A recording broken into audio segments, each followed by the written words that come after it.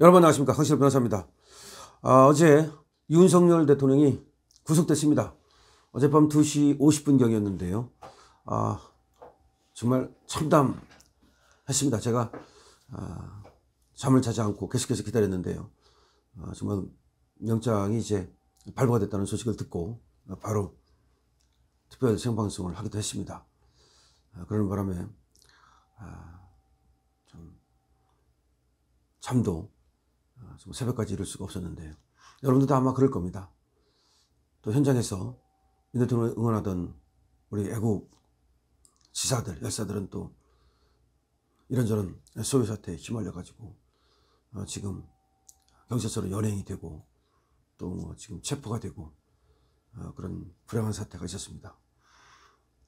많은 분들이 윤석열 대통령을 응원해주고 지지해주고 그리고 또 바깥에서 그 추위와 싸우면서 윤 대통령을 옹호했는데요. 결과적으로는 좋지 않아서 참 마음이 아픕니다. 그런데 윤 대통령의 변호인단도 엉터리 영장이 발부됐다. 법치가 죽고 법의 양심이 사라졌다고 말했습니다. 자, 윤석열 대통령 변호인단이 오늘 구속영장 발부에 대해서 입장을 내놨습니다. 엉터리 구속영장이 발부됐다. 시리아 방송대국 오늘을 문다는 뜻이죠. 법치가 죽고 법 양심이 사라졌다. 이런 입장을 내놨습니다. 보통 이런 상황에서는 그 사법부의 판단을 존중한다 라는 말을 하는데 그런 말조차 할 수가 없다. 그동안 공수처와 그 다음에 국가수사본부의 불법수사, 그 다음에 불법 체포영장 이런 거에 대해서도 계속해서 반발을 해왔던 윤 대통령 변호인단은 이번에 사법부 판단에 대해서 강한 불신을 드러내고 있습니다. 변호인단은 공수처가 서울 서부지법에 구속영장을 청구한 의도를 알고 있었고 불법적인 체포영장 발부부터 집행 과정에서 이미 기울 대로 기울어진 사법부의 현실을 목도했다. 대통령을 구속할 사유는 찾기 어려웠고 당장 대통령을 석방해야 할 사유는 차고도 넘쳤지만 결국 이 터무니없는 구속영장이 발부되고 말았다. 그러니까 지금 공수처의 수사가 굉장히 부실하고요. 또 공수처의 수사의 고난 내지는 지금 영장의 적법성 여러 가지 문제가 많잖아요. 그렇다면 그런 것들을 모두 고려한다면 이 구속영장은 기각을 해야 되거든요. 그런데도 불구하고 기어코 영장을 발부를 했다. 정말 어이없는 것이 구속영장 발부 사유는 피의자가 증거를 인멸할 염려가 있음. 딱 요거랍니다. 피의자가 4자, 증거를 7자, 인멸 9자, 할 10자, 염려가 있음 15자. 딱 피의자가 증거를 인멸할 염려가 있음. 딱 이거 한 줄이랍니다. 도대체 이렇게 이 딱 한 줄 가지고 국가 원수이자 현직 대통령을 구속할 수 있느냐. 그걸 떠나서 지금 구속의 사유가 있느냐. 이게 핑계밖에 안 되는 것이죠. 공수처는 영장을 청구하면서 죄를 범했다고 의심할 만한 상당한 이유로 다수 증거물이 확보됐다고 밝혔다. 어차피 공수처가 증거를 확보했다고 밝혔는데 인멸할 증거가 뭐가 있냐 말입니다. 애당초 생방송으로 중계된 단 6시간의 계엄에서 더 나올 증거가 무엇이 있겠는가. 윤석열 대통령의 계엄은 6시간밖에 안 돼요. 처음부터 끝까지. 실제로는 2시간 정도 됩니다. 이게 다 생방송으로 중계가 됐어요. 근데 무슨 증거가 나오겠냐 이거죠. 더 이상 나올 증거도 인멸할 증거도 없는 상황이고 대통령은 직무정지 상태로 누구에게 영향력을 행사할 수 있는 그런 위치도 아닌데 그리고 사건 관계자, 핵심 관계자가 10여 명이 이미 구속이 돼서 기소, 재판을 받고 있는데 도대체 무슨 증거를 인멸할 염려가 있다는 것인가? 도대체 무슨 증거를 인멸할 염려가 있다는 것인가? 이해할 수 없다는 겁니다. 지금 변호인단의 얘기입니다. 변호인단은 어제 전국 각지에서 대통령 구속을 반대하는 대규모 시위가 이어졌고 서울 서부지법 앞에는 10만 명의 시민들이 모여 공수처를 규탄하며 법원의 올바른 판단을 촉구했다. 우리 10만 명이 모였습니다. 심야 구속영장이 발부되자 분노한 시민들의 시위가 이어지는 가운데 불행한 폭력 사태까지 벌어진 참담한 현실 앞에 목 놓아 울고 싶은 심정이다. 목 놓아 울고 싶은 심정이다. 시위에 나선 국민들, 특히 우리 청년들에 대해 염려하지 않을 수 없다. 경찰과 시민이 물리적으로 충돌하는 불행한 사태만큼은 결코 발생해서는 안 된다. 시위에 나선 국민들, 특히 우리 청년들에 대해서 염려를 하지 않을 수가 없다. 경찰과 시민이 물리적으로 충돌하는 불행한 사태만큼은 결코 발생해서는 안 된다.